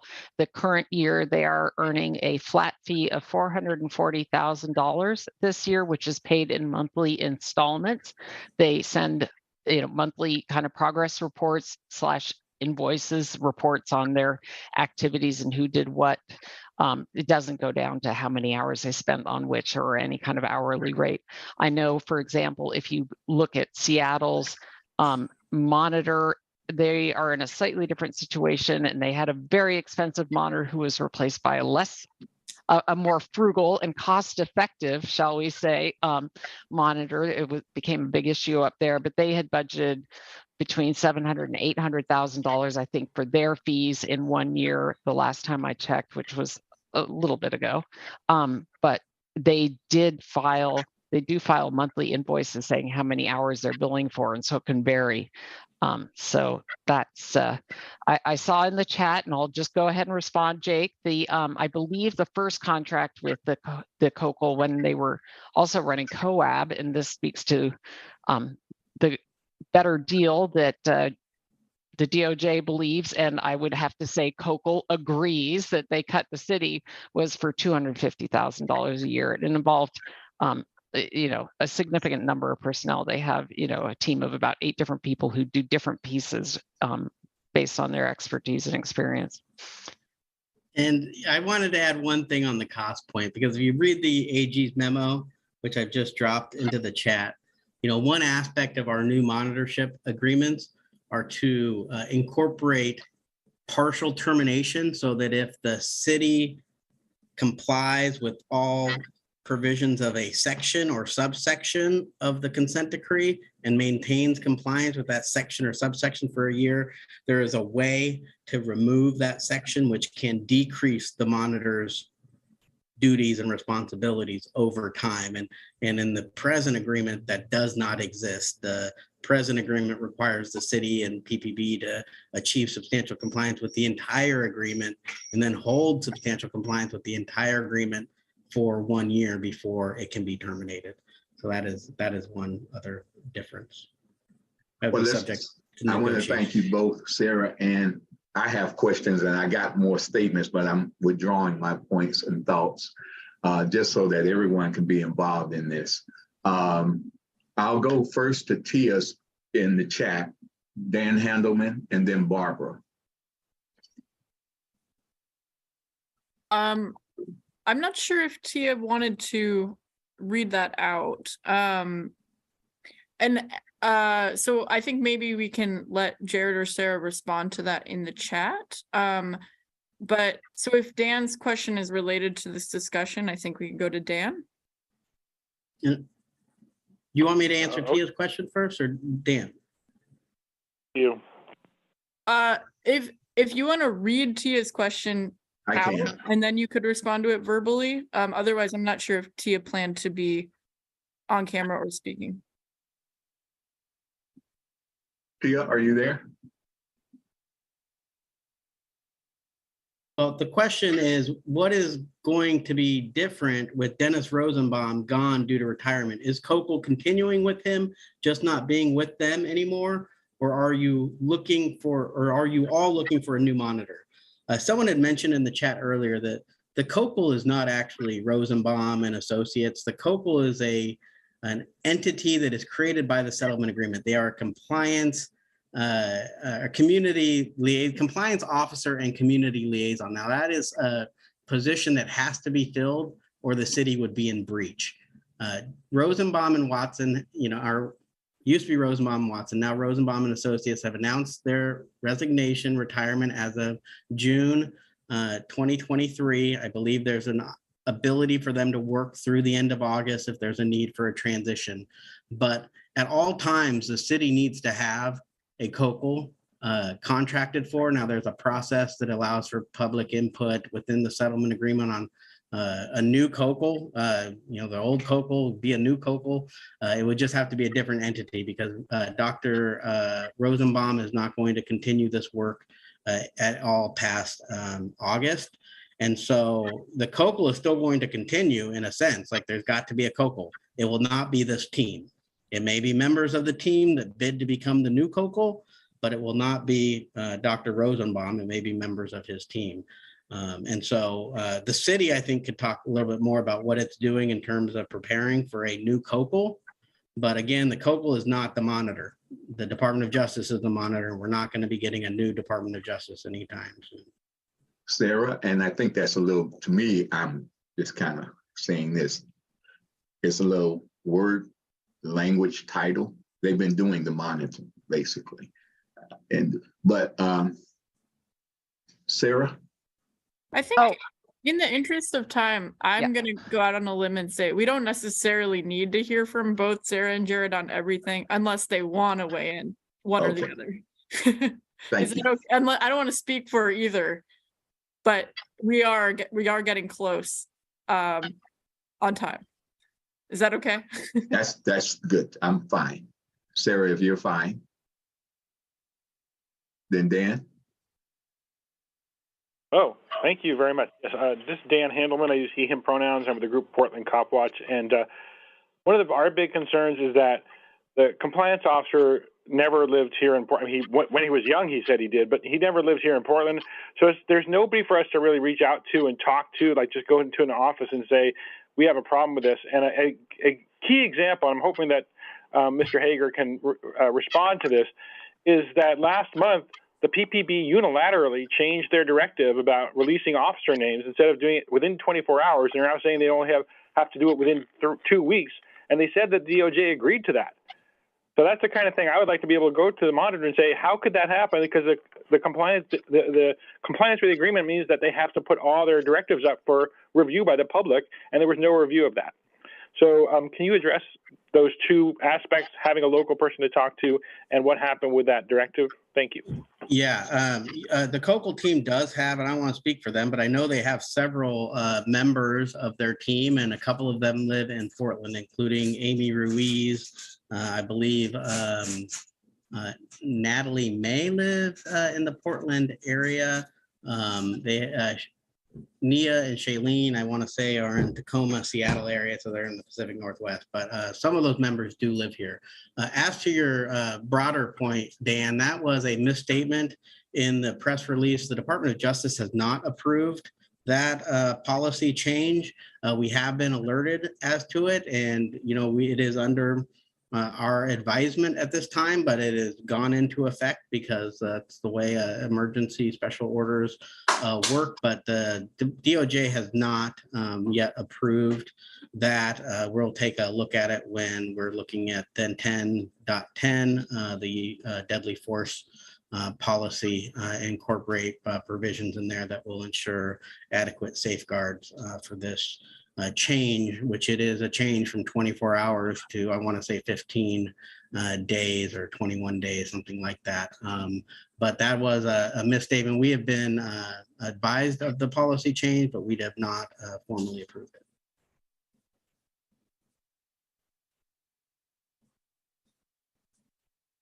Okay, do we have any more questions from community PCEP members? Anyone present about the independent monitor? I see the question from Ann Brayfield in the chat. Yep. That's a great question, Anne. The question for people who don't see the chat, what is the processing and time needed to amend the settlement agreement to switch from the COCO model to an independent monitor? With the current COCO retiring, it seems to me that now would be the time to make this change. I think the time is a little bit indeterminate, and what it takes for the parties to agree to an amendment is for the Department of Justice to agree up our chain of command, and the city council has to agree by a vote of a majority of council members. Then the amendment gets put to the court. The court invariably will hold a fairness hearing to hear from the amici, the intervener union, as well as members of the public on whether the change is fair, adequate, and reasonable. That typically happens within 30 days of a motion to amend. And again, that motion to amend has to await DOJ approval and city council approval. That has to await the parties, the lawyers, coming to agreement in principle. So all of that is a little indeterminate.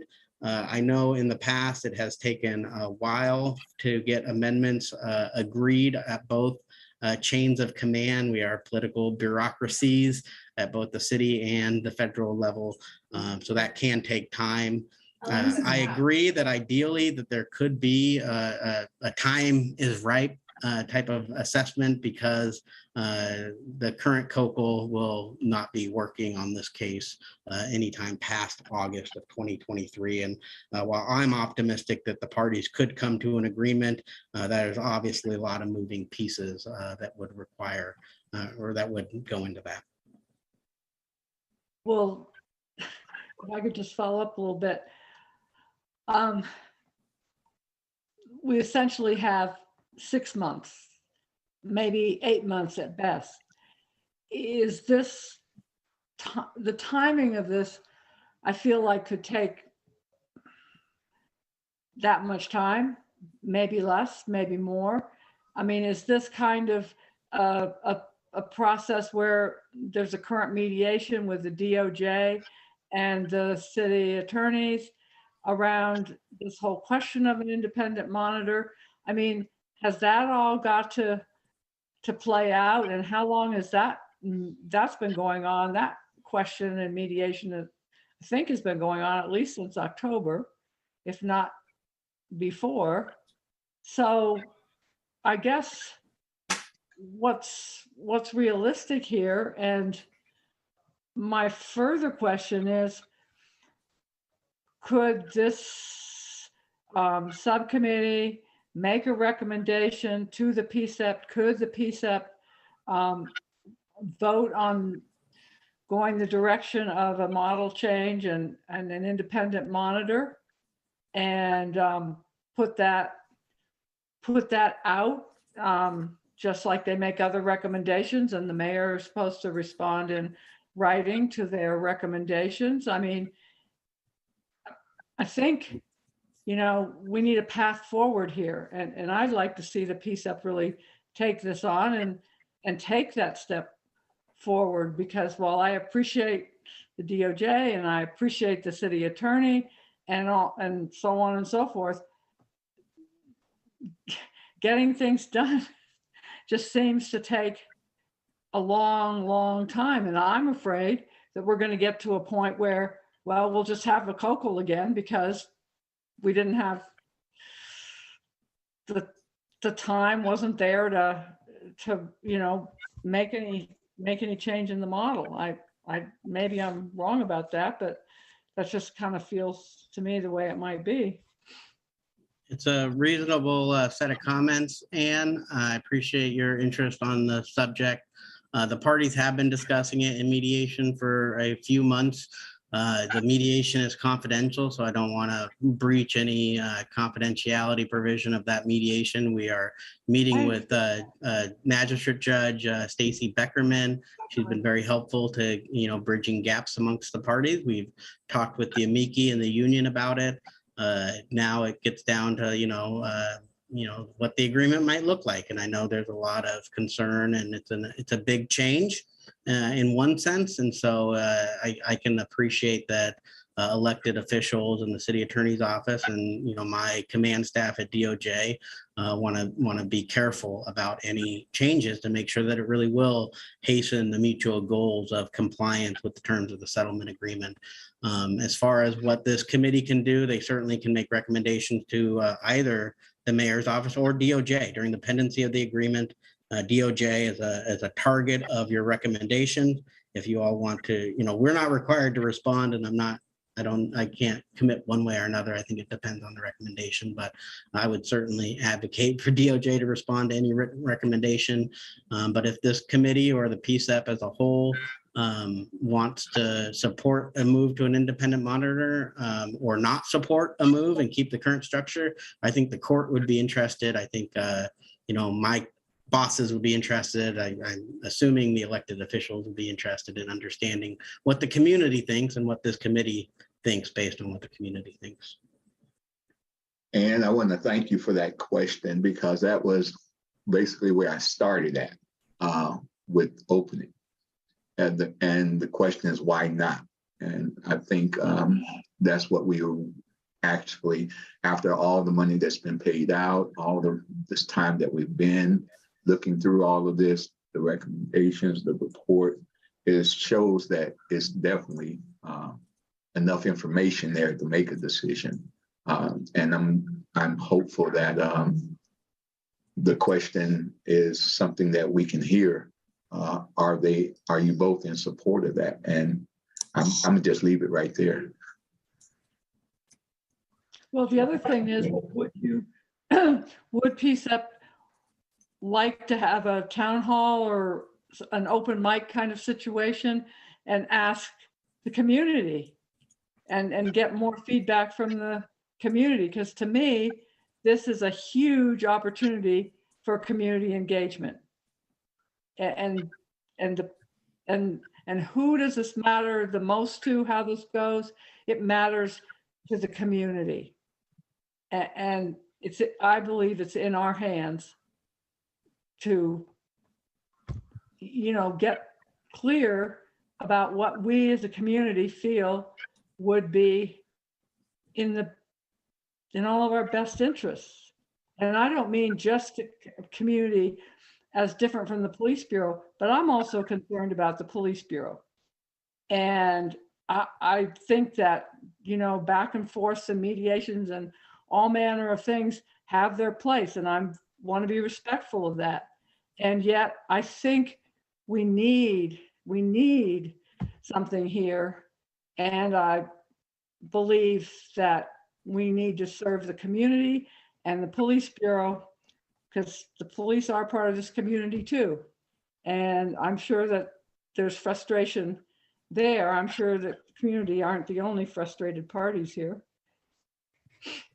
I really like your comments, and they're very well taken. And I see, and thought it was a great idea. I'm in full support, and we can probably all come back as a body subcommittee and look at that recommendation and also there. I'm gonna give it back over to Dory because we are out of time, and I don't want to kind of belittle or keep going around the same time frame. Yes, absolutely. So I think we've had some great discussion on this, and I do want to just make sure that we're honoring all the agenda items. So if there were any open public comments, we can take just a few minutes for that. But if not, and if everyone spoke on that, that's all right as well. I did miss Barbara's hand, so I don't want to overlook her. Barbara had a hand up earlier. Barb, yeah, go ahead, Barb. Yeah, actually, and I want to just emphasize that calling me Barb in this room is really helpful because we call Barbara Vostinsky Barbara so we can tell us apart. And I just wanted to call attention to what I had put in the chat about the suggestion that this be the first thing, or, you know, something the community engagement subcommittee may want to consider taking on as their first priority. So it is now on the record. Thank you guys. Thank you. Everything else I had got answered. All right, excellent. Anybody else before we wrap up here? Dory, if I may, I do just want to honor Pastor Wisner's question at the beginning and at the end here about whether, I think it was directed almost personally at Sarah and me, and about whether we support this change. And that's a difficult question to answer, Pastor Wisner, because I cannot speak for the department in that regard. So that is a decision above my pay grade. I can say that there are pros and cons to switching. And, you know, I think if you stack them up, you know, you might come to a conclusion. Ultimately, however, we agreed to the terms of the agreement as they are, and, you know, barring a change or some direction to do something different, we will proceed in mediation with the city and hopefully come to, you know, a mutually agreed way forward. And Jared, I do thank you. And I always appreciate you and always value your wisdom, helping and making sure that we're informed. And I want to say again, I will take on more of that with the invitation that you have asked, so that there is a lot of education and more understanding of this, that even myself and I believe the rest of this team and community would appreciate in understanding this serious issue. So thank you again, Jared. I'm going to go back to, again, I heard that there was a few more minutes. Is that right, Court? I think we're trying to wrap it up if possible. We are at 8:10. And if you have something pressing, we can hear that. I was just looking at Jake's question here. Jake had something off topic here a little bit. And just to answer, Jake, that this is a subject that we have discussed also amongst us as well. So the answer to that is yes, we are wanting to bring that to the community, as well as, I really want to say this more than anything. I'm new to this. I'm very new to this. But my hope and my prayers in doing this is to make sure that everyone has a voice. Everyone is heard. And I would like to say from me to all of us is, even though I'm a chair, co-chair, or all this title, I'm a pastor, I'm on this committee, I'm on that committee. My hope and prayer is that we are a body of one. We're working together as one. And the subject matters of what I've said is just the language that we are experts in trying to maintain a form, a place. But I don't want to be that I'm in, or because I'm chair or we chair, in control of anything. I believe I heard Ann say as well, it is important that the community speaks. Now, I've been here at the very beginning of all these shootings, and I know how important that is. And that's why I'm delighted that everyone's asked and have accepted me to come and value my wisdom, or words that they say is wisdom, or even leadership. So I'd like to leave there and say again to everyone, and back to you over there, I think it was, we are, Jake, it was Jake, we are looking at that as a group as well. Anything else, Miss Ann? I'm gonna give it back to you. No, it's just been an honor to be here in this space with everyone tonight and with you, Pastor Wisner. And I couldn't say it better. We're here we're here in unity and together with community. So thank you all. And we will look forward to our next meeting. Yes, and so brief look at those next meetings. Next slide. So we are in our regular rhythm now. So second Wednesday of the month, we have the community engagement subcommittee that's been mentioned in the course of this meeting. And I think we could pick up on some of what we've discussed here. I know that subcommittee, the chairs of that subcommittee, Tia and Ashley, also plan to kind of talk about their vision for what that subcommittee will look like in the larger PCCEP and in collaboration with everybody else. Then we have our first full committee meeting of the year on the 18th, and then the racial equity subcommittee meeting. Okay, with that, thank you to all of our accessibility support members of the public, our PCCEP members, DOJ, city attorneys, and everyone else present tonight for your contributions. The time is now 8:14 p.m. and this meeting is adjourned. Hey, thank you, everyone. Recording stopped. Thank you, everyone.